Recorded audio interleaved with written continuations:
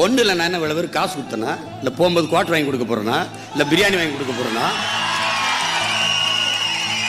அவனுக்கு தெரியும் என் அண்ணன் எனக்கான அரசியலை முன்வைக்கிறான், எனக்கான எதிர்காலத்துக்கு கத்துகிறான், எனக்கும் பின்னாடி வருகிற என் பிள்ளைகள், என் சந்ததியினர்கள், என் தம்பி தங்கைகளின் எதிர்கால வாழ்விற்காக கத்துகிறான்.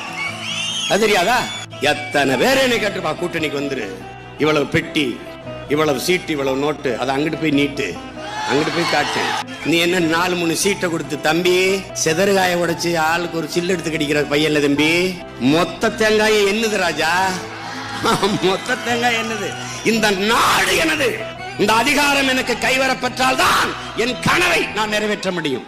தரமான கல்வி, தரமான மருத்துவம், தூய குடிநீர், பாதுகாப்பான சுற்றுச்சூழல், நல்ல காற்று, சுவாசிக்க நடக்க பாதை, எரிக்க மின்சாரம், இதெல்லாம் என் பிள்ளைகளுக்கு கொடுக்கணும்னா, என் மக்களுக்கு கொடுக்கணும்னா எனக்கு முழு அதிகாரம் இருக்கணும்.